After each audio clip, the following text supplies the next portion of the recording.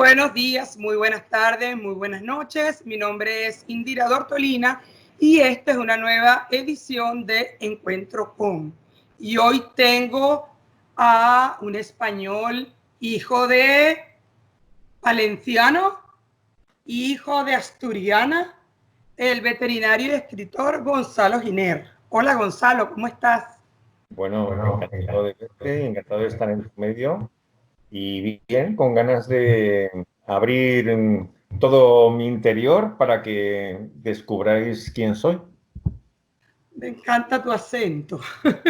Claro, Bueno, somos un poco bruscos, no cantamos tanto, no tenemos ese tono tan bonito como tenéis en Venezuela y en otros países sudamericanos, que no solamente habláis, sino que ponéis música alrededor de la voz. pero Y ¿qué habláis? Y la bulería, los cantores, es el cantado con el tablao. Claro. Bueno, es que yo no sé si sabéis que el flamenco, ¿no? La profundidad del flamenco tiene que ver con la pasión. Cuando uno ve bailar flamenco, que es, bueno, evidentemente los españoles ya entendéis que no somos todos flamencos ni estamos todo el día bailando flamenco, pero dentro del flamenco hay un momento, un ejercicio de pasión que siempre significa que la mujer, en algún caso, con el hombre hay un desencuentro y entonces en ese encuentro salen a la luz pues los problemas que ha surgido en esa relación y es como una especie de me acerco, pero me separo, pero vuelvo. Y bueno, todo eso es el círculo en el que se mueven los bailes, ¿no? Del flamenco. Al final todo en esta vida lo mueve el corazón. Realmente. Empecemos por el principio. ¿Quién es Gonzalo Giner?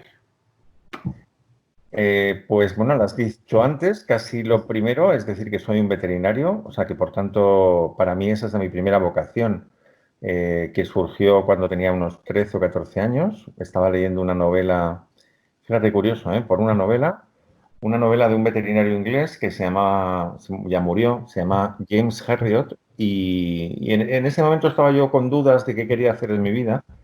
Y al leer lo que contaba este hombre, que eran unos relatos muy divertidos, muy simpáticos, pues nada, terminé decidiendo que quería ser eso. Yo quería ser James Herriot. Así es que fíjate por dónde la literatura me empujó hacia la profesión veterinaria.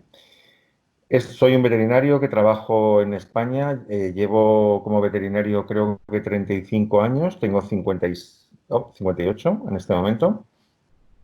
Pero entre medias, pues se abrió una ventana, porque a veces en la vida pasan cosas de este estilo, que lo que uno no tiene previsto, de pronto, o las circunstancias, o lo que sea, te lo cambia todo y aparece una oportunidad. Y esa oportunidad se llamó publicar una novela que había escrito, pero casi un poco como de forma terapéutica, ¿no? Porque en un momento de tu vida que estaba un poco estresado y tal, digo, voy a escribir. Y escribí una novela sin tener intención de publicarla. Y de pronto se publicó y se abre, como digo antes, un mundo interesante, apasionante, en el que llevo otros 15 años o casi 16 metido, que es el mundo de las letras. O sea que yo en esta fase de mi vida comparto vacas, que es mi mundo, son las vacas.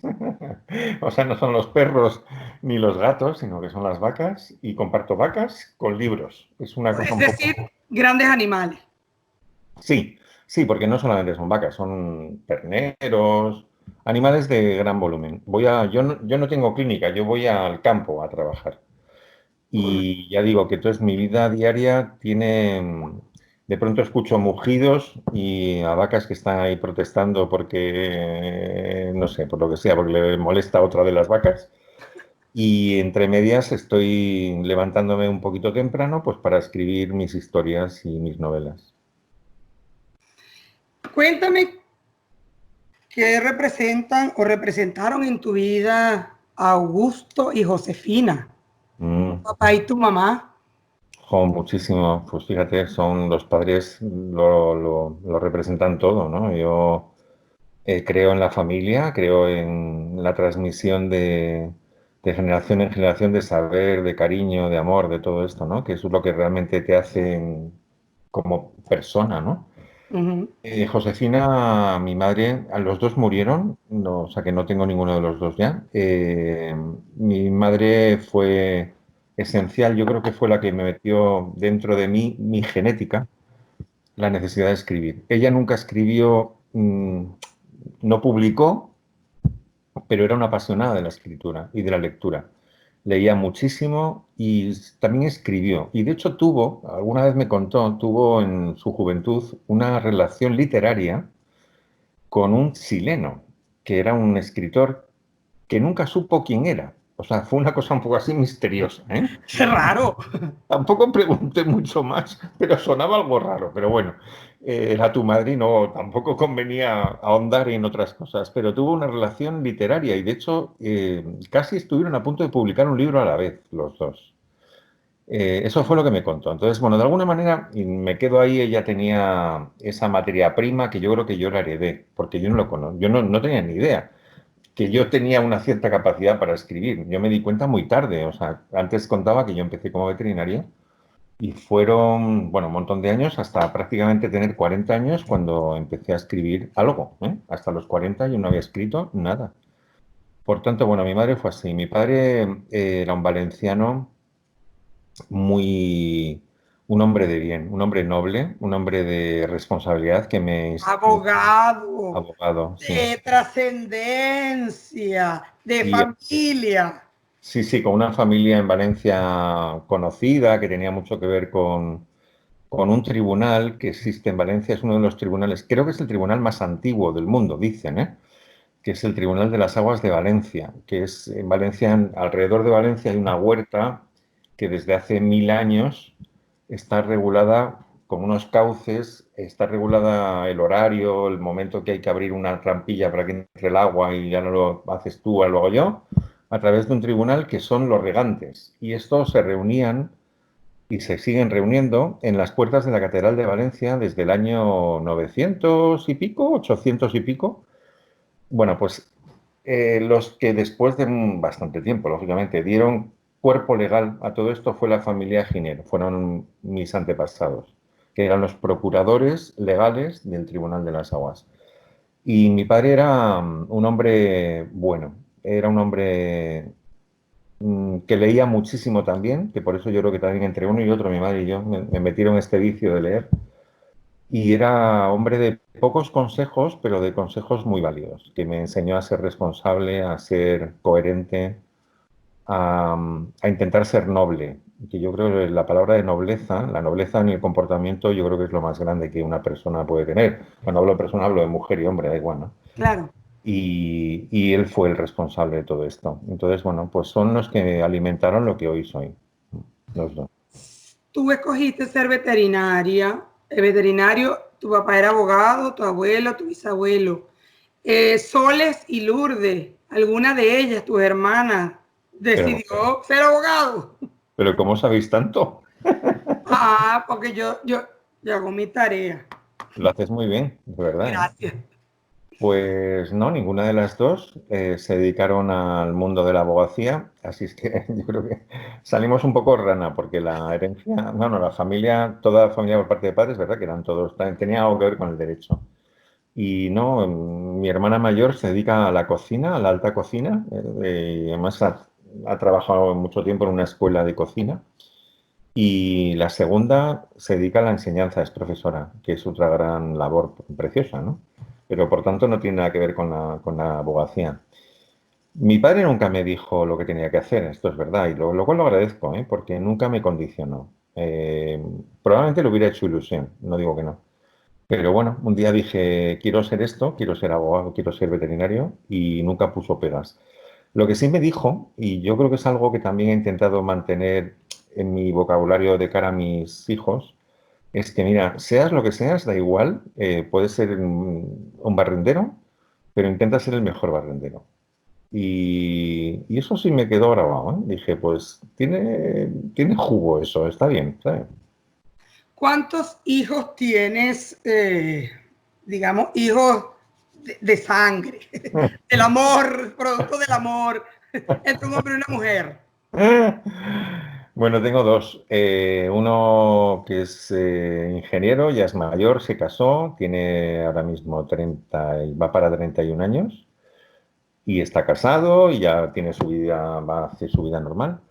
Y luego tengo una hija que tiene 26 años, que también estudió, es la más inteligente de toda la familia, la más lista de todas, es la que heredó, la que ha heredado toda la memoria de mi padre, porque mi padre era sorprendentemente, o sea, la cabeza de mi padre era increíble. Pongo como anécdota una historia cuando yo empecé la primera novela que tenía que ver con el tema de las cruzadas, las primeras cruzadas de los cruzados europeos que iban a Jerusalén a intentar recuperar los territorios sagrados, ¿no? De Jerusalén. Bueno, pues yo estaba metido en la parte documental de esa novela y leía pues todo, quiénes eran, cómo se llamaban, los primeros cruzados, ¿no? Y bueno, pues hablándolo con él un día, comentándolo, pero como si fuera cualquier cosa, de pronto, sin un papel y nada, empezó a decirme los nombres de todos. Y digo, ¿pero cómo te puedes acordar, papá? Y dice, pues no sé, lo habré leído alguna vez. O sea, pero eran nombres que a mí me costaba recordar y que si me preguntas ahora mismo cómo se llamaban, seguramente me acordaré de uno o dos, no de cinco como él se acordó. Cinco nombres de personajes del año 1000 o 1000 poco y te lo tenía en la cabeza. Entonces tenía una memoria prodigiosa y mi hija la ha heredado. Entonces ella es arquitecta y está empezando un poco a trabajar, empezando a recorrer el mundo laboral. Ahora, tienes hijos, 7 hijos de puño y letra. 7 hijos, sí. Empecemos con la Cuarta Alianza. Pues mira, la cuarta alianza, así, si te parece bien, pongo una especie de apellido a cada uno, ¿eh? Ujú. La cuarta alianza para mí es sorpresa. Como es la primera novela, yo no tenía ninguna intención de publicarla, como he comentado antes. Simplemente, pues bueno, las cosas, no sé, se movieron de una manera determinada y al final, de pronto, tuve una llamada. Había hecho muchas cosas, pero de pronto tuve una llamada de una editora, de una editorial española que se llama Plaza y Janés, y me dice, mira, me llamo Raquel Gisbert, hemos leído tu manuscrito que nos has mandado y lo queremos publicar. Yo salía de una vaquería en ese momento. ¿Cómo se llama en Venezuela las vaquerías? ¿Se llama vaquería también o no? Sí, Sí, ¿no? Vale. Pues salía de una vaquería y recibí esta llamada. Entonces tuve que parar el coche porque iba conduciendo y me entró unos nervios que para qué. de ahí Imagínate. viene Diego de Malagón. Ahí viene Diego de Malagón. Y no, Diego de Malagón es posterior, perdona, no, este es anterior, esta es la Cuarta Alianza que fue donde arrancó todo, ¿eh? No, no es Diego, esto es una historia que se mueve entre las primeras cruzadas en Jerusalén y la época actual y va saltando de época, ¿eh? Una novela un poco de ese estilo. Y nada, pues después de un tiempo se publicó, tuve que corregir mucho porque para ser escritor, esto es una reflexión que yo he llegado a esa reflexión, lo que hay que hacer es ser muy humilde, porque uno cree que hace las cosas muy bien, pero hasta que hay alguien con mucha más profesión que tú que te dice, mira, pues esta parte creo que lo deberías de corregir, o este personaje te ha quedado muy, muy anodino, o te ha quedado muy falto de recorrido, entonces deberías de corregirlo, pues uno se va dando cuenta de los defectos que tiene cuando escribe, ¿no? Bueno, pues eso fue lo que me pasó con Raquel, me ayudó a construir un relato que ya estaba, pero que mejoró mucho. Yo acepté hacerlo y ya está. Entonces fue una novela que cuando salió, pues tuvo unas cuantas reediciones en España, pero al poco tiempo ya se había vendido a 8 países distintos y se publicó en griego, en polaco, en ruso, en portugués, en alemán, bueno, en un montón de lenguas, ¿no? Con lo cual, por eso digo que para mí, uno que no tiene, que no había tenido ninguna entrada en este mundo, de pronto aparecer con con ese tipo de resultado, pues a mí me supuso una sorpresa, ¿eh? Y ¿Qué se pues, siente ser ovacionado? Pues cuando vas a firmar libros, firmas de libros y ves la gente haciendo cola, porque quieren tener ese pseudo contacto contigo, ¿no? Porque es breve, pero ujú. es que la gente, exacto, se espere afuera, el sol o lluvia, porque a veces no que entran todos a esperar adentro. ¿Qué se siente? Bueno, cuando te llega esa posibilidad que hay gente y una cola, se siente uno bien, porque antes has vivido Otro momento que es cuando vas a la feria del libro, una feria o para firmar y no hay nadie. Entonces, eso Ah, también ocurre. Y me ocurrió en las primeras dos, casi tres primeras novelas. Eh, pues igual estaba una hora allí sentado, 2 horas, y lo mismo pasaban tres personas para firmar. Entonces, no te puedes imaginar lo violento que es estar allí así que no sabes qué hacer y viendo pasar gente que te miran como diciendo, bueno, ¿y este de dónde ha salido? Así es que nada, es un poco duro, al principio. Luego es verdad que ahora ya no me sucede, pero y, bueno, y cuando sucede lo contrario quedas muy a gusto, porque es verdad que hay mucha gente y sabes, es uno de los momentos más bonitos para un escritor, porque de pronto localizas a tu y pones cara al lector. Y además la gente, aunque tiene muy poco tiempo, porque es verdad que son minutos, pero normalmente suele trasladarte cosas que él cree que han sido muy importantes, ¿no? Mientras ha leído tu novela. Y eso es enormemente satisfactorio para un escritor. Es cuando se produce la magia. El sí. lector y el escritor puestos en común porque han vivido durante un tiempo un relato, una historia y la han vivido intensamente. No puede haber nada más grande para un escritor. Es el momento en el que ves que tú trasciendes. Claro. Cuéntame sobre El secreto de la logia. Vale, El secreto de la logia fue la segunda novela que escribí, muy rápido. La editorial me dijo que cuando ya estaba publicada la primera, pues dijo, oye, ya va, vete moviéndote a ver si ya tienes alguna, porque el nombre Gonzalo Giner en el mercado nacional, español o internacional no lo conoce nadie, o sea, eres un desconocido, y por tanto es bueno que como que venga, que de pronto tengan los libreros y tal, otro producto Gonzalo Giner en el mercado. Bueno, total que yo tenía otra idea, me puse a ello, la escribí muy rápido y fue un desastre. O sea, Qué humilde eres, qué humilde eres. Eso me gusta.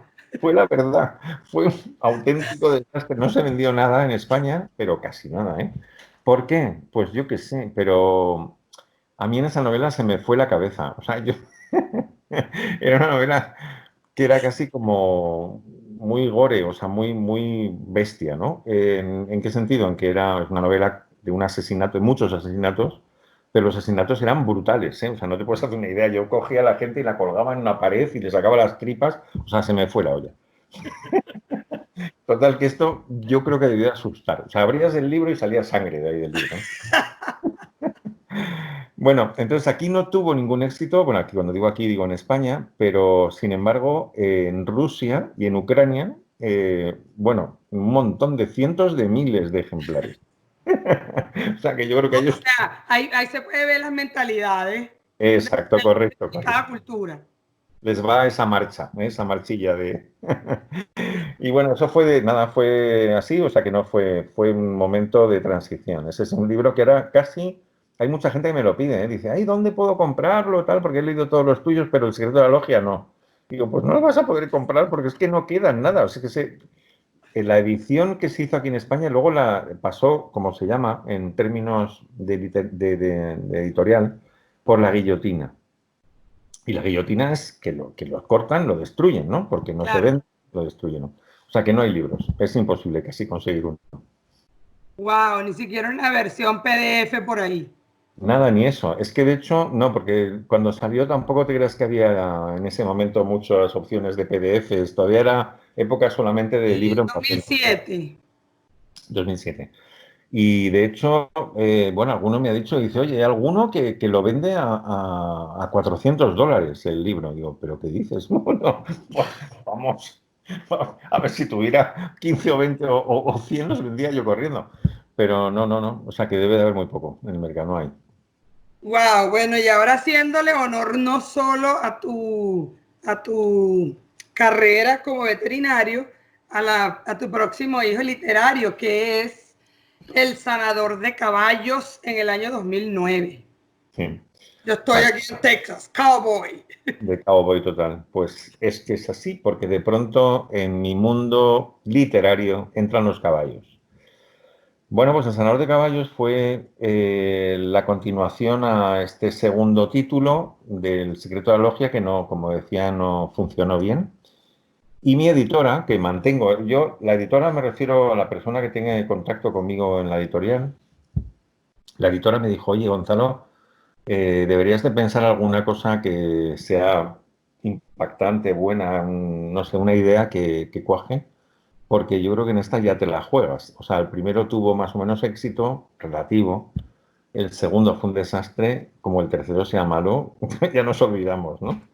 Y claro, yo un poco así como horrorizado diciendo, madre mía, pues a ver qué dices. Pues si es que yo, a ver si me surge algo, lo hago, y si no, también es verdad, porque yo no tenía ninguna urgencia ni ninguna necesidad de publicar, ¿eh? Yo seguía trabajando y sigo trabajando como veterinario y es mi mundo, ¿eh? Esto es como una parte que se ha venido ahí a pegar, pero no es lo fundamental. Bueno, total que nada, le doy vueltas y de pronto se me ocurre esta idea. Digo, oye, pues yo creo que no hay ningún libro que cuente cómo era o cómo trabajaba un veterinario en la Edad Media, en Europa, ¿no? Y, y se lo cuento un día que iba a firmar, bueno, iba a intentar firmar en, en el Retiro, en la Feria del Libro de Madrid. Se lo cuento a mi editora y dice, mira, se me ha ocurrido esta idea. Y dice, tienes la novela, esa es la novela. Bueno, y ahí nació El Sanador de Caballos. El Sanador de Caballos es como digo, es todo un relato que se mueve entre dos batallas muy importantes en España, en la que aparece un chaval jovencito, hijo de un posadero, de un tío que tiene una posada de camino, donde, bueno, no han de comer y todo esto. Y entonces este chico, por circunstancias, se le complica mucho la vida, nada más empezar la novela. Tiene que huir a Toledo y luego va a hacer un recorrido por casi toda la España medieval, en la zona de Al-Ándalus, lo que era toda la parte conquistada por los musulmanes y los reinos cristianos del norte, y ahí vivimos toda una aventura enorme que tiene mucho que ver con los caballos. Los caballos en la época medieval fueron no solamente lo que ahora vemos, ¿no? Que es un animal en el que, bueno, pues de deporte o de arte ecuestre, donde puedes hacerlos bailar, sino que en la época que estamos hablando era el arma de guerra fundamental. Las batallas se ganaban con caballos. Entonces, el veterinario de esa época, que en España se llamaban albéitares, Aldeita. Ah, albéitar, ajá. albe, exacto, la palabra árabe, bueno, pues eran enormemente importantes, mucho más que los médicos. O sea, un buen albéitar que trabajaba con caballos de los reyes o con de los grandes nobles que tenían caballerías. Hay que pensar que la nobleza que prestaba sus favores a los reyes de por entonces, pues igual tenían 200 o 300 caballeros, y eso significaba que podían tener 600 o 700 caballos. Claro, 600 o 700 caballos no los tiene cualquiera. O sea, que es una cosa muy importante en cuanto a coste y a mantenimiento. Y los que estaban al tanto de la salud de esos animales eran personas muy influyentes y muy importantes. Y esa es la historia. La historia del Sanado de Caballos es una gran historia de crecimiento personal de un personaje que quiere ser algo, de venir de nada, de ser un hijo de un hombre de un bar, ¿no? Por la época, a convertirse en un hombre influyente dentro del entorno de los reyes por su conocimiento sobre los caballos. Y Y se la esa, dedicaste a tu mamá. sí, porque ella fue, y en esa época yo, como siempre, tenía muy poco tiempo y tenía que documentar un montón de cosas. Y claro, cuando tienes que ir a buscar cosas en el siglo XII o siglo XI, siglo XII, pues es todo muy complicado. Y hay pocos documentos, hay que darle mucho tiempo para sacar igual muy poquito, ¿no? Pero bueno, entonces mi madre me ayudó mucho en esa novela porque le pedí que se leyera un tratado de albeitería. Era un poco posterior, no era del siglo XII o XIII, era del siglo XV, pero los conocimientos eran iguales, ¿no? Y la pobre se metió una empanada con un libro antiquísimo que estaba escrito en castellano antiguo, o sea que tampoco se entendía fácilmente, ¿no? Y me resumió todo y ¡guau! Le hice, me vino muy bien, me vino muy bien. Y efectivamente está dedicado a ella y dedicado a mi padre también, porque esa novela le pilló en un momento muy grave, se puso muy malo, muy enfermo, y yo estuve muchas noches en el hospital con él, acompañándole toda la noche, velando la noche con él. No podía dormir y me llevaba al ordenador, y cuando él estaba dormido y tranquilo, pues yo me ponía a escribir. A que una parte de la novela se creó con mi padre en una cama y muriéndose. Wow. Es en esa misma novela donde le haces un homenaje a las mujeres que estudiaban para ser veterinarias. Fue un poquito posterior. Hay otra novela que fue Pacto de Lealtad, en la que hago referencia a una época que en España, pues ahí hubo un salto temporal, porque ya tenemos que irnos al siglo XX. En España, como en otros muchos países, la mujer no podía acceder a la profesión veterinaria. No, no era porque estaba mal visto, que también está muy mal visto, sino porque es que no estaba permitido, no podían ni registrarse para aprender, por una razón, o por varias razones. Una, porque la mujer, por desgracia, bueno, que te voy a contar, no tenían los derechos que ahora, por suerte, en las civilizaciones occidentales tienen, ¿no? Claro. Estudiar una carrera, no, la mujer estaba para tener hijos y para estar con el marido, cuidarlo y aguantarlo. Pero no para ser alguien autónomo, ¿no? Bueno, Correcto. entonces eso es una razón. La segunda, porque la profesión no, en esta época, hablamos del siglo XX, pues de primeros de 1920, 1930, no era una profesión en la que se trabajaba con perros y gatos, que ahora es muy común. En esa época se trabajaba con animales muy grandes, con caballos, mulas, cerdos, vacas.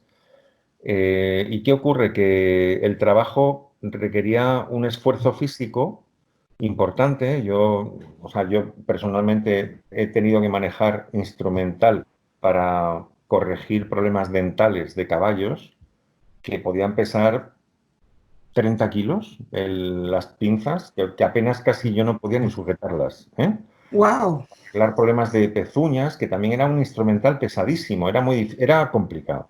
Entonces, alguien decidió que no era una profesión física para la mujer. Tanto era así, que voy a contar una anécdota, que en la Facultad de Veterinaria de Madrid, en la escuela, era una escuela, no se llama facultad, pero bueno, en la Escuela de Veterinaria de Madrid, en esos años, para poder ingresar, te pedían no solo una nota como ahora, ¿no? Que tienes que tener una cierta nota de estudios, sino Mm. que te pedían era un determinado ancho de pecho. O sea, a los chavales, a los chicos que iban a estudiar veterinaria, les ponían una cinta métrica alrededor del pecho y le medían el ancho. Si era un Así como las misas que más bien tienen que ser 90, 60, 90. Para ser veterinario tiene que tener, no sé, 120. Exacto. Entonces, los chavales que llegaban allí, que eran muy delgados o muy flacuchos, no les dejaban estudiar la carrera, porque tenías que ser fuerte físicamente, ¿eh? Todos los Eh, días se aprende algo nuevo. claro, a las mujeres, cuando se les permitió la entrada, hay una anécdota que los primeros profesores, cuando iban a hacer la prueba del ancho de pecho, pues claro, a las mujeres no se atrevían a hacerlo. Obvio. Y además lo daban todas, todos el ancho de pecho siempre daban mucho más que el hombre. Y entonces, bueno, con lo cual no era el problema. Pero bueno, esta es un poco la explicación. Y en esa novela, que es Pacto de Lealtad, recoge a esas grandes valientes, porque eran unas valientes las pobres, que en contra de la sociedad, en contra de sus amistades, de su familia, de todo, de los profesores, de sus propios compañeros en la clase, decidieron ser veterinarias y fueron unas auténticas héroes, ¿no? Era muy difícil enfrentarse a todo eso. Y hubo quien lo hizo. Me salté elementos, esencia y vida y el jinete de silencio. Vale, pues muy rápido uno y otro. Elementos de Sensibilidad fue un proyecto nada más muy bonito de otro compañero mío, un amigo que es veterinario de la zona del Pirineo español, la zona de la alta montaña, de zona de paisajes preciosos. Este es un fotógrafo, le gusta muchísimo la fotografía y cuando va a trabajar se lleva su cámara y hace fotografías maravillosas.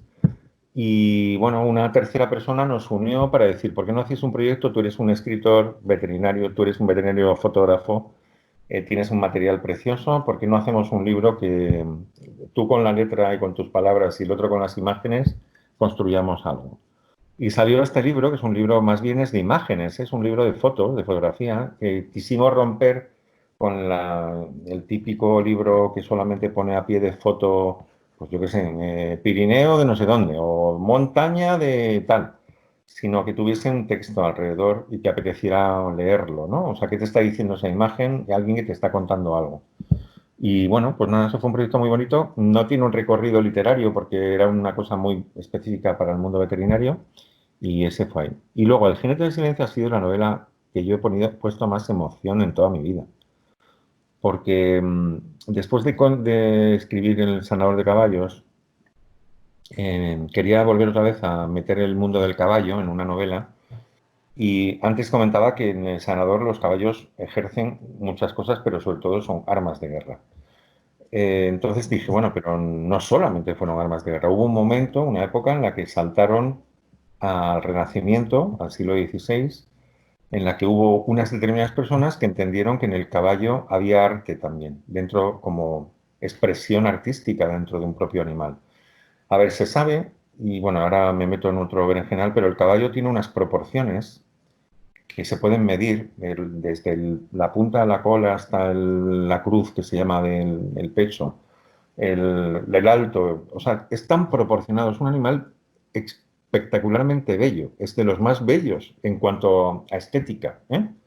¿Y esto por qué es? Porque responde al número áurico. O sea, el número áurico es el número de la belleza, es el número que se utilizaba para construir también las catedrales góticas, ¿eh? Oh, Entonces sí, o sea, responde a un número determinado y por tanto desprende belleza desde su propia concepción.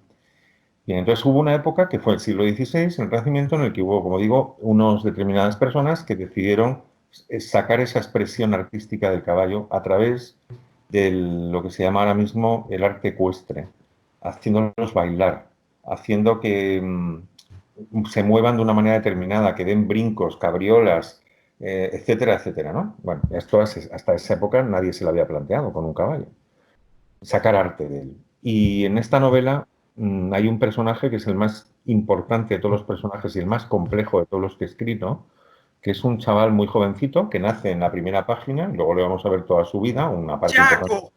Yago, correcto. Ah, Muy bien, sí, señora. Y este Yago lo que tiene de particular es que tiene un síndrome de que Asperger. conocemos como Asperger, ¿eh? Evidentemente estamos hablando de una persona del siglo XVI, de 1500 y pico, ¿no? Que en esa época, lógicamente, lo del Asperger no sabía ni de que, bueno, la palabra ni existía. Pero sí que existía el problema de ese tipo de comportamiento que en esa época nadie podía entender. Ahora también tienen ciertas dificultades, pero en el siglo XV o sea, en el siglo XVI ni te cuento. Entonces, bueno, esta es una persona que va a ser capaz, gracias a los caballos, porque él no habla, prácticamente no habla en toda la novela, por eso también es un personaje complicado para un escritor, porque toda su expresividad la tiene que hacer el narrador en la novela o la gente que está alrededor suyo que te cuenta, que cree que piensa, ¿no? Crecimiento. Eso es, un problema complicado.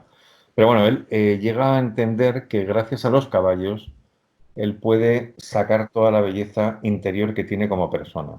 Y hay una fusión entre los caballos y él que yo creo que es muy bonita, muy bonita. Y todo el mundo que la ha leído lo comentan que es una novela espectacular con un final que hay que ser muy frío para no acabar llorando de emoción. Y creo que ya los caballos, exacto, la equinoterapia ya está establecida científicamente, ¿no? Sí, sí, sí, cierto. Hay unos fundamentos técnicos y científicos que justifican que para determinadas funciones, pues tanto, pues eso, para chavales que tienen problemas de este estilo, ¿no? Pero también físicos o problemas de espalda, de huesos, el caballo ejerce un efecto muy beneficioso. En concreto. Mira, yo esto lo viví en primera persona. A ver, lo que se dice es que esto es una realidad, cuando tú te subes encima de un caballo y ese caballo empieza a moverse y va al paso, ¿no? O no mucho más rápido, tú desde arriba estás haciendo un movimiento en tres dimensiones, hacia los lados, Ujú. hacia atrás y hacia arriba y abajo, ¿vale? Tres dimensiones. Vale, pues ese efecto en tu espalda y en tu sistema nervioso produce una determinada reacción, ¿eh? Anulando determinadas situaciones que pueden tener, por ejemplo, los autistas o los Asperger. Se sabe que un autista tiene una situación en la que hay una hiperexcitación del sistema nervioso periférico. O sea, la piel, el exterior, o sea, ellos son individuos que no se dejan abrazar, no les gusta que les toquen, porque están muy sensibles, son muy sensibles, tienen una hiperexcitación en la piel, en todos los músculos, etcétera, ¿no? Cuando Sí, tú les subes a un caballo, tengo contacto con eso, varios. correcto. Cuando tú le subes a un caballo y le pones encima y empieza a caminar y le pasa esto que digo de los movimientos, esos movimientos contrarrestan ese momento de hiperexcitación nerviosa. Entonces se relaja. De pronto es como no nota nada de eso. Se concentra en lo que tú le digas que se quiera concentrar, ¿eh? Y por tanto es una terapia solamente por eso muy positiva, porque las personas que saben cómo manejar estas situaciones, de pronto se encuentran en un momento en que el niño o niña se concentra en lo que le estás diciendo, porque antes igual ni se concentraba. Pongo un ejemplo, que eso lo he visto yo en persona. Un sitio de quinoterapia donde coges a un niño de este estilo y le das una pelota y la persona que está hablando con él se pone como a 2 metros y le dice, tírame la pelota a mí, ¿eh?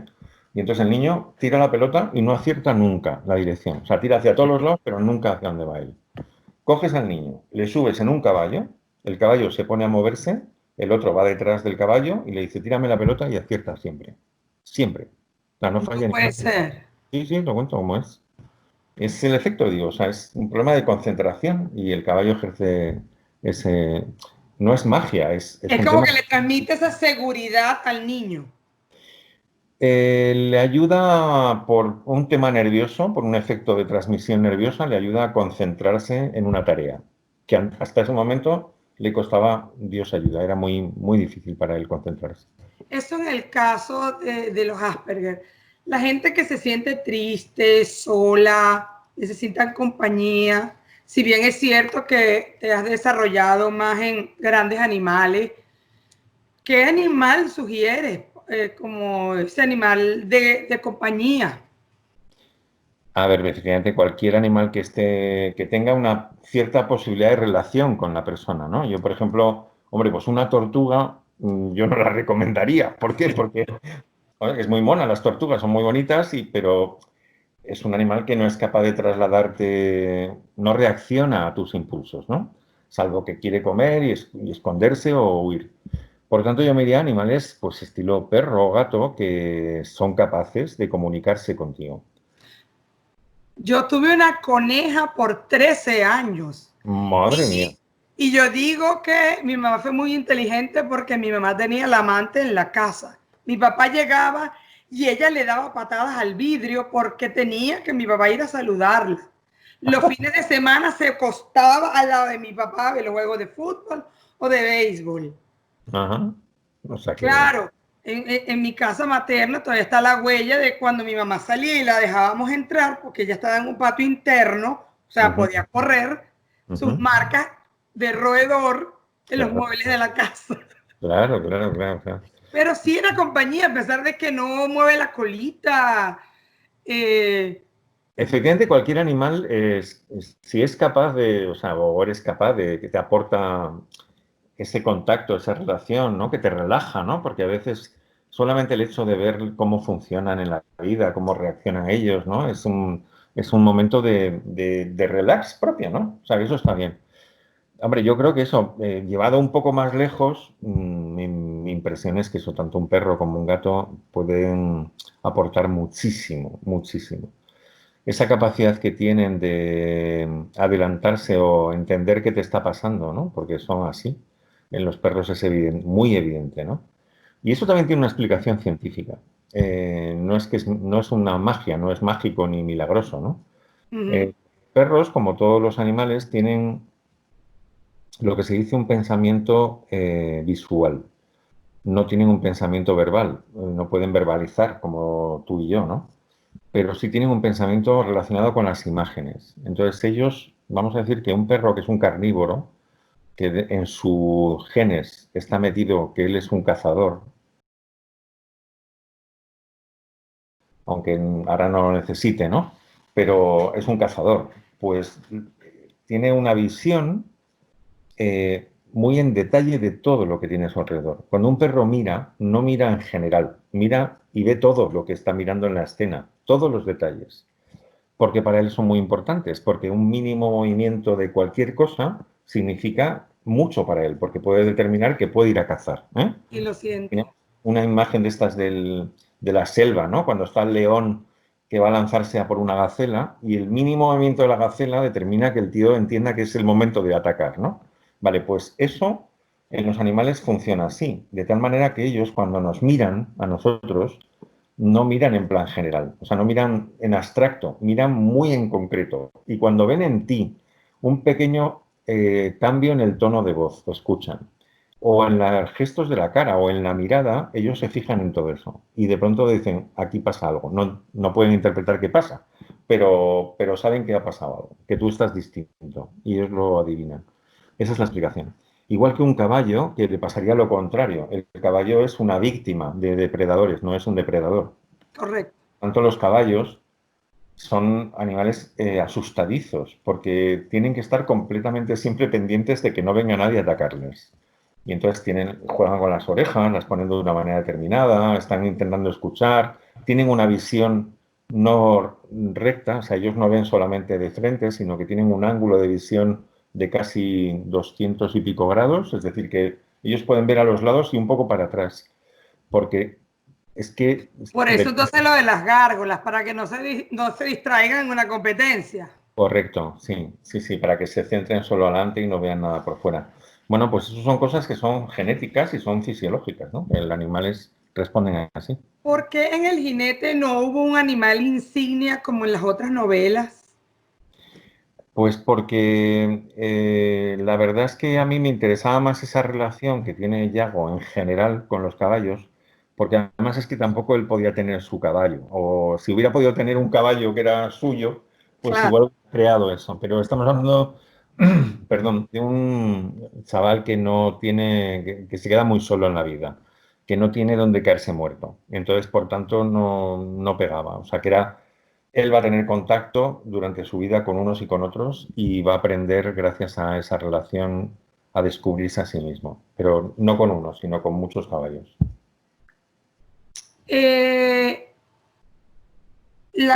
Las ventanas del cielo. Sí. Tu último bebé. El último publicado, efectivamente, sí. ¡Oh! Primicia. Ahí viene un próximo. Sí, en octubre nace otro, mi siguiente hijo. ¡Ay! Podemos saber el nombre aquí en primicia. Sí, el nombre se va a llamar La Bruma Verde. La La... bruma verde. Y habrá un camello. No, no, no, Porque hemos camello. hablado de que en la ventana al cielo hay halcón.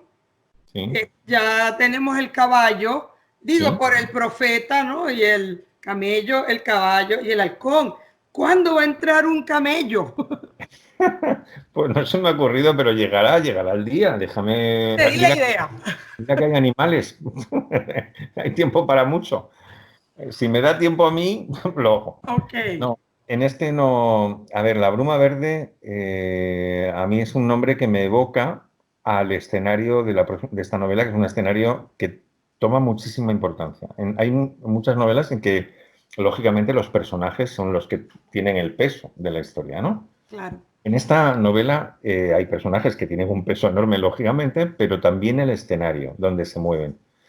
¿Dónde puede haber una bruma verde? La bruma es como una niebla, ¿eh? Como la niebla de un color verde. Pues eso puede ser en la selva, ¿eh? Por lo menos es lo que a mí me evoca, ¿no? Y esta novela se va a mover en un continente, en África, y en un país en concreto, en el Congo, en la República Democrática del Congo. O sea que el río, la cuenca del río Congo ejerce como eje central de la historia, ¿no? Pero bueno, ahí lo dejo, no está. Es una novela ¡Wow! histórica, no va a ser Bueno, histórica. vamos a hablar de los que yo diría vitrales. Sí. Creo que por como manejamos el idioma los venezolanos, pero en España son vidrieros. Y vitrales también se hablan, sí, sí, sí. También, ok. También. Veo que es parte importantísima en las ventanas del cielo. Sí, Las Ventanas del Cielo recoge a esos artistas que no tienen un gran reconocimiento público porque fueron los que construyeron bueno, fabricaron las vidrieras que luego con las que vistieron las catedrales góticas de Europa y sin embargo nadie conoce sus nombres. No sé, No están yo, firmadas. claro, no están firmadas. Muy pocas, ¿eh? Hay alguna, pero muy poca, que sí que lo están, pero la mayor parte no. Y entonces dices, vamos a ver, a nivel de artistas, pintores, pues cualquiera, ¿no? Decimos, oye, a ver, dime 3 nombres de pintores mundiales, ¿no? Y te salen 3 nombres. Y de escultores, pues igual un poco menos, pero algunos saldrá. Sí. Escritores. De todas las artes, más o menos tenemos un reconocimiento y una cultura de nombres, ¿no? Sin embargo, maestros vidrieros no hay nadie. O sea, yo lo he probado mientras hacía las presentaciones y nadie me dijo un solo nombre, ¿eh? Porque es que no es fácil saberlo. Bueno, entonces, para mí eso ya me dice mucho, ¿no? Dije, vamos a ver, entonces, ¿qué pasa? Que los que eran capaces de conseguir la magia de la catedral, pues las magias de las catedrales, evidentemente, son varias, ¿no? Una catedral de estas enorme, gótica, eh, cuando uno entra dentro, sobrecoge, ¿no? Por el tamaño, las El tamaño, alturas, la energía, energía que hay dentro, ¿no? sí. El silencio, un silencio diferente, majestuoso. Majestuoso, correcto, ¿no? Y si encima entras y da la casualidad de que es un día luminoso y que la luz atraviesa unas vidrieras de color y está salpicando de colorines todo el suelo, las paredes del otro lado, ahí hay también un efecto mágico, ¿no? Como qué bonito, ¿no? ¿Cómo pudieron pensar? Pues pudieron pensar.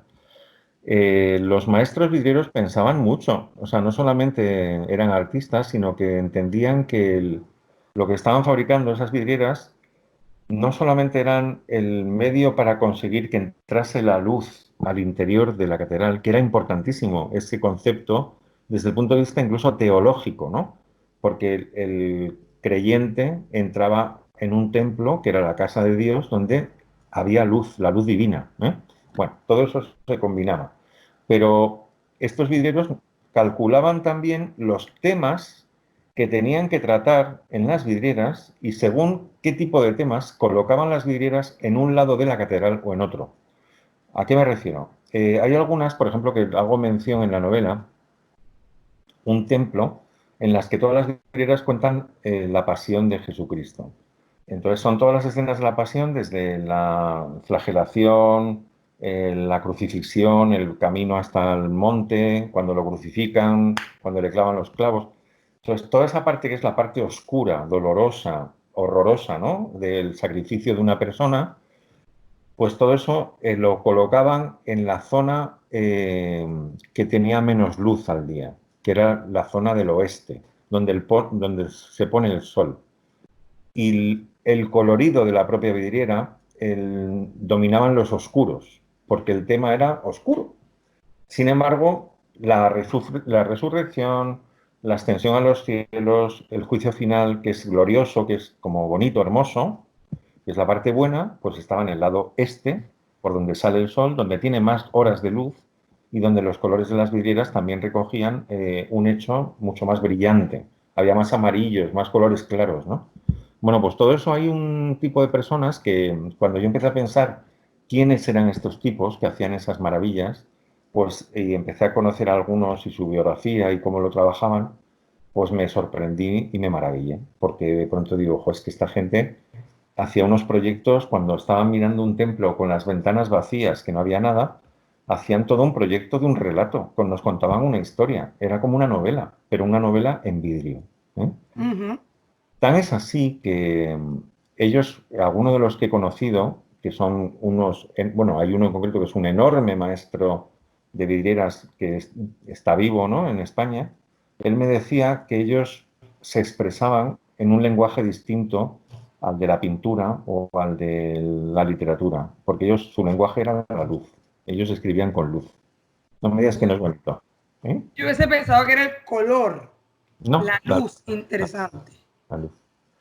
Bueno, y ahí, de ahí surge una historia que tiene que ver, es una historia también a finales de la Edad Media, no solamente en España, porque es una novela que se mueve por España, por África, en Terranova, o sea, saltamos a América, porque ahí hay una anécdota que, bueno, una anécdota no, un hecho histórico que no se ha podido demostrar, pero es muy, muy probable que fuera así, y yo me aventuro en la novela a explicarlo de esa manera, que antes de la llegada de Colón, a las Américas fueron los vascos. Bueno, también se sabe que los vikingos también aparecieron, ¿no? Pero los vascos aparecieron antes de Colón en Terranova. ¿Por qué? Porque los vascos, el País Vasco y en la zona cantábrica, el mar Cantábrico, era un mar ballenero. Iban a cazar ballenas desde muchos siglos atrás y se habían especializado como pescadores en la captura de la ballena. Bueno, cuando llevaban tantos siglos pues cazando ballenas, dejaron el mar Cantábrico casi sin ballenas. Entonces empezaron a subir hacia arriba. Y se sabe que los vascos, con los barcos, subían hacia primero Irlanda, siguieron subiendo hacia Islandia, de Islandia pasaron a Groenlandia, y en Groenlandia es verdad que hay una corriente marina que si la coges, si el barco se mete en esa corriente, prácticamente hagas lo que hagas, te lleva a Terranova, a Canadá. Y ahí aparecieron. Y entonces encontraron un banco de ballenas espectacular, de bacalao, de un montón de peces que no habían visto tantos en su vida juntos. Se callaron, no dijeron nada, creían que era una isla, no pensaron que era un continente. Y hasta ahí se volvieron a su terreno, a su tierra, hablando con otros pescadores para decir, veniros con nosotros y callaos, no contéis a nadie dónde vamos porque ahí hay pesca para un montón de tiempo, ¿no? Bueno, pues este hecho lo recoge un poco también la novela, aunque no tiene mucho que ver con las vidrieras, pero luego veréis que si se junta. En esta novela se Eso es lo utiliza... interesante, Sí, interrelazar. todo está enlazado, porque en esa época en la que estamos hablando, la novela se mueve en el siglo XV, 1400, finales de 1400. Ahí había una creencia de que todas las cosas estaban hechas en base a cuatro elementos fundamentales, que eran el fuego, la tierra, el aire y el agua. De tal manera que en combinaciones varias, todo, digamos que era como todo, estaba hecho de eso en distintas proporciones, ¿vale? Pero ese concepto lo tenían muy claro. Las vidrieras son eso. La vidriera es una síntesis de los cuatro elementos, porque el material con el que se hace el vidrio es la sílice. La sílice es tierra. Correcto. El agua es fundamental porque antes del agua, el fuego es lo que consigue que ese cristal se derrita y puedas moldearlo, ¿no? Para hacer un vidrio de otra manera, ¿no? El agua, ¿por qué es importante? Porque todo lo que es luego pintarla tiene que estar en medio acuoso, ¿no? Todos los tintes y todas las pinturas están ahí. Y el aire es lo que realmente abre la posibilidad, en una catedral, una vez que la has puesto, es ese aire que traslada la magia que tiene la vidriera, ¿no? Cuando pasa, le atraviesa la luz y recorre el interior, el aire. Bueno, en esta novela hay cuatro elementos también que el personaje fundamental va a recorrer: el mar, la tierra, el aire y el fuego. Y él mismo va a crear su propia vidriera. La historia de Hugo, que se llama así, Hugo de Covarrubias, se resume casi como en la construcción de una vidriera, de su vidriera. Su vida es como una vidriera donde va a haber gente que va conociendo cosas que le van pasando, que van formando, se van juntando a su vidrio, emplomándose alrededor para construir su historia. Y la iremos entendiendo a medida que vaya pasando el tiempo. En tus novelas ahí ya hemos hablado de dos elementos que están siempre presentes, el amor, la historia, pero también la amistad. ¿Qué significa la amistad para Gonzalo Giner como individuo y como escritor? Pues mira, para mí es que como individuo representa muchísimo, porque la familia la tienes, le quieras o no, te viene dada, ¿eh? O sea, te gusten tus hermanos, tus primos o tus tíos, están ahí, ¿eh? Sin embargo, la amistad es la gran oportunidad que tienen las personas para encontrar otras almas, ¿no? Y unirse a esas almas, ¿no? Y hacer algo y construir algo, ¿no? Con ellas, ¿no? Para mí los amigos son muy importantes, siempre han sido muy importantes, muchísimo, muchísimo, y creo mucho en esta relación de amistad. Por tanto, es verdad que en mis novelas aparece reflejado mucho esa relación y exprimir esa capacidad de pronto que haya dos personas que se han conocido y decidan emprender una vida juntos o entender la vida a la vez o comunicarse y compartirla.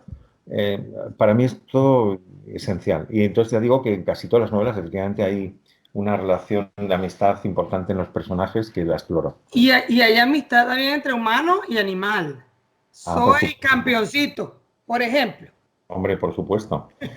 Exacto, en esa novela, que es la historia de una chica, una veterinaria y su perro, pues tanto como que, bueno, es que, claro, yo estas cosas, para alguien que tenga perro, no lo tengo ni que explicar. O sea, porque es que es evidente, o sea, un perro, yo no tengo gatos, tengo perros, entonces yo es verdad que no puedo hablar mucho de los gatos porque no he convivido con ellos, ¿no? Pero Okay. con perros sí. Y un perro es que te aporta tanto, o sea, da tanto, entiende tanto, estás siempre a tu lado, es esa capacidad, esa lealtad que demuestra cada 5 minutos, porque es que es como decir, pero oye, si es que acabo de decirle algo y estaba como loco moviendo el rabo, encantado, feliz, y pasan 5 minutos y es como si no hubiese, o sea, como si te conociera por primera vez en su vida, o sea, con una alegría siempre alegre, siempre no te juzgan. Son los únicos seres que da igual como seas, que te quieres siempre. O sea, evidentemente ellos tienen también sus intereses porque tú les das de comer, porque tienen tal, y tú les acoges, les das cariño, pero al final es que su reacción no la encuentras en una persona, con todos los respetos, ¿eh? O sea, yo, con todo, a mi mujer o esto, cuando llego a casa no está tan contenta, porque llegan. ¿Me entiendes, no? Es una broma. O sea, yo le quiero un montón, pero es así. Sin embargo, un perro es siempre generoso, siempre leal, siempre afectuoso. Están Diego y Saba, Berenjena y Canelita. Sí, exacto. Ujú. Sí, Todos todos tienen. lo es una imagen y semejanza de algo que hayas vivido tú personalmente. Con caballos no he podido vivirlo directamente. Yo he montado a caballo, he tenido, no un caballo como propietario, ¿no? Pero he montado en caballos. Por tanto, no he tenido nunca esa relación tan intensa, ¿no? Sí con perros, sí. Y con algún otro animal, no, es prácticamente con perros. Mm, pero, a ver, yo como profesional veterinario, una de las facetas que más me gusta, cuando voy a visitar, pues ya digo, una granja de vacas o una granja con terneros, lo que a mí me gusta e intento es entenderlos en su comportamiento, intentar comunicarme más con ellos. Evidentemente, cuando voy tengo que hacer otra serie de cosas, que son lo que necesita el ganadero, porque hay un problema, ¿no? Pero aparte de eso, para mí yo intento dedicarle un tiempo a fijarme, a observar, a ver cómo reaccionan entre ellos, cómo reaccionan conmigo, intentar entender sus comportamientos, sus reacciones, sus emociones, ¿eh? Entonces esa faceta del animal a mí me parece fascinante. Es lo más interesante que existe en lo que yo hago, ¿eh? Y evidentemente voy conociendo cada vez más cosas. Yo me doy cuenta cuando una vaca está muy incómoda o cuando está molesta, ¿no? Por alguna cosa o le está o no está a gusto o está enferma, pero sin manifestarlo de otra manera, ¿eh? ¿Has trabajado con toros por casualidad? Sí, con toros también, sí, sí, sí. Son fáciles. Los que, si te refieres al toro típico de Lidia, de corrida de toros, no es fácil, porque es un animal que tiene una ventaja y una desventaja. Una ventaja es que vive en el campo desde casi 5 años y está de forma muy salvaje, es decir, no tiene casi contacto con humanos. Y por tanto, y tiene en la sangre y en la genética la capacidad de reacción. O sea, es un animal que cuando ve algo va por ello, va a atacar. Claro que es lo que se espera de un toro. Yo los toros que veo no suelen ser estos, aunque también alguno veo, pero cuando vas a verlos vas en un 4x4, en un todoterreno, y lo ves desde lejos. Y si necesitas verlo más de cerca, tienes que dormirlo para poder hacer algo, ¿no? Entonces, Claro. por tanto, no es la reacción. No, yo normalmente los toros que veo son toros de animales que tienen otra actitud, que es más bien, son animales cárnicos, ¿no? Y estos son muy temerosos, ¿eh? Estás al lado de ellos, yo me muevo al lado de animales que pesan 1000 kilos, que si quisieran me dan un golpe y me estampan con la pared. Claro. Pero no, son muy temerosos, te miran, se acercan, son muy curiosos, es un animal curioso, como todos los animales, son muy curiosos. te huelen, ven tu reacción, pero están muy pendientes. En un momento determinado, como tú hagas algo, ya se van corriendo. O sea, es divertido, son divertidos. Pero Gonzalo, nos diste la primicia de tu próximo bebé que nace en diciembre. Después de eso, ¿qué más? ¿Qué le falta hacer a Gonzalo Giner? ¿Qué más aspiras a hacer? ir a Venezuela. Me gustaría muchísimo ir a verlos. ¿Por qué no? Es que, bueno, Venezuela, te lo digo, hombre, ahora mismo creo que no es el mejor momento. Bueno, sí, por Pero, eso mi cara, discúlpame. No vale, vale. quería interrumpirte, sí, pero no es el mejor momento. No, no es el mejor momento. Digamos, Pero, porque el mundo se volvió loco, loquito, como dice un amigo mío, para no entrar en detalles. exacto. Pero he leído mucho y he visto muchas cosas de tu país y estoy desde hace muchísimos años enamorado de ese país. Y tengo muchísimas ganas de poder ver los tepuis y de ver la selva de Venezuela y los paisajes tan espectaculares. Es un paraíso, o sea, es un país que es Ciertamente.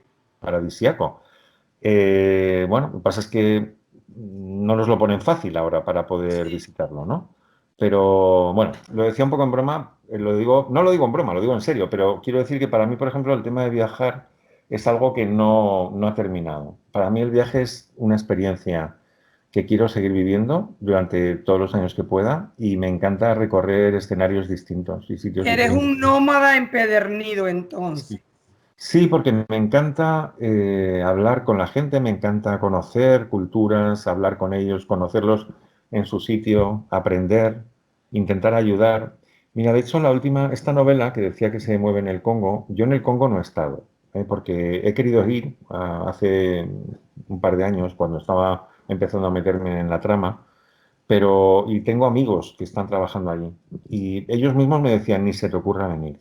Sobre todo donde ellos están trabajando es una parte del Congo que está muy cerca de Uganda y de Ruanda y es una zona muy peligrosa, pero muy peligrosa, más peligrosa que Venezuela, muy peligrosa. Sí, allí hay de todo, ¿eh? O sea, es un horror. Y entonces, bueno, sin embargo, está muy cerca, o sea, conozco algún territorio muy próximo, ¿no? Que prácticamente se parecen mucho. Mi última pregunta. Sí, dime. ¿Desearías un encuentro con... Hoy. Que lo piense. Desearía un encuentro. Pues hombre, me gustaría. Hay algunas personas que admiro y que por distintas facetas, ¿no? Pero que me encantaría. Pues, por ejemplo, me encantaría tener la oportunidad de haber podido hablar un poco más con un autor, un escritor que se ha muerto hace muy poco tiempo, que se llama Carlos Ruiz Zafón, que solamente compartí con él algún día de firma y no pude hablar casi con él. Mm, me gustaría poder cenar un día con Jennifer Aniston, por ejemplo. Oh, Sí, hay personas que tienes mitificadas, ¿no? O con Kim Basinger, por ejemplo, tampoco se llaman. Bueno, pero bueno, eso son cosas un poco así fuera de lo normal. Me encanta. Ah, bueno, mira, sí. Ahora acabo de pensar en la persona clave que me gustaría, ojalá, okay. poder tener una larga charla con un personaje histórico que se llamó Winston Churchill. Leí su biografía, Churchill, Uh-huh. me pareció de esta gente grande, donde, sobre todo cuando uno está viendo, yo no sé, bueno, en fin, en cualquier país, porque en Estados Unidos lo que voy a decir es el mismo ejemplo, en Venezuela también, ahora en España también, la calidad de la clase política es bajísima, bajísima.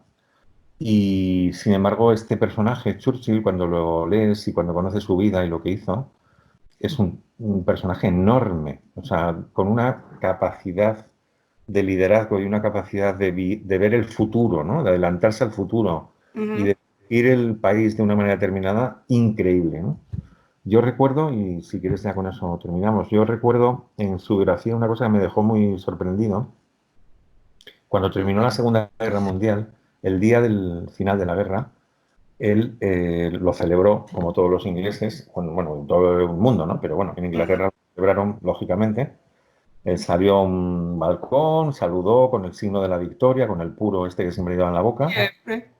pero dicen que no tardó más de una hora en convocar a los suyos para estudiar de qué manera podían proteger al gobierno y al pueblo alemán. Cómo Ah, proteger, salvar el honor del pueblo alemán.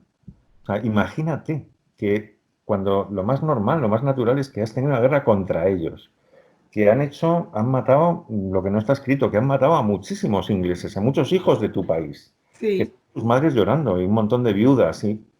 Y tu preocupación en ese momento es qué tenemos que hacer con Alemania para que no sufra. Bueno, eso es tener una visión enorme. Realmente. Sí. ¿Viste Las Horas Sombrías? No, no lo vi. Ah, te la recomiendo. Ah, vale, Para que perfecto. sepas más de Winston Churchill.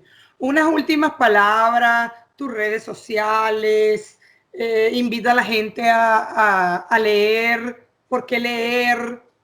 Te dejo la ventana a ti. Vale.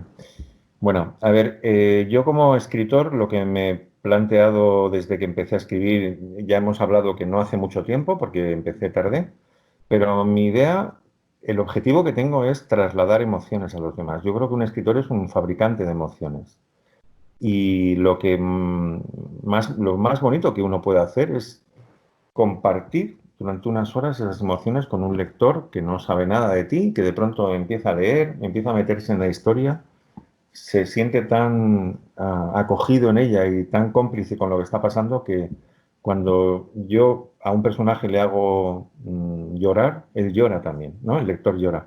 A mí eso es lo que me parece que es lo que intento hacer. Yo a los lectores que quieran asomarse a alguna de mis novelas, lo que sí le garantizo es que va a pasar un buen rato, no se va a aburrir y que va a vivir y convivir conmigo durante unas horas ese mundo de emociones que algunas veces son muy intensas y lo va a pasar bien.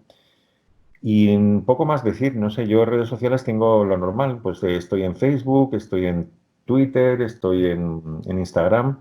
Me van a encontrar, si buscan Gonzalo Giner de una manera u otra, me encontrarán por ahí. Normalmente no soy extremadamente activo porque no me da tiempo, la verdad, y no tengo a nadie, porque siempre me he planteado que si yo contesto, tengo que contestar yo, no una tercera persona que me lleve a mí Correcto. opciones o no. Y por tanto eso significa que no puedo estar lo que querría. Entonces, pero sí que es verdad que cuando me mandan mensajes yo contesto todo. Y bueno, y ahí estoy. O sea que si alguien tiene más interés en conocer algo más de Gonzalo Giner, pues me encontrará en algún lado. Pero además está decirle que cuando montemos este programa vamos a poner todas tus redes sociales, tus contactos, tu email, lo que nos quieras facilitar. Estupendo. Y a nuestra teleaudiencia, por favor, recuerde suscríbanse, los comentarios de esta entrevista, sugerencias a futuras entrevistas. Y no me queda más que darle las gracias a Gonzalo por habernos regalado esta hora y 10 minutos de su tiempo Ujú. desde España. Fue un gran honor para mí poderte haber entrevistado. Muchísima suerte con el bebé que nacerá muy pronto. Y esto fue una edición de Encuentro con Cambio y Fuera.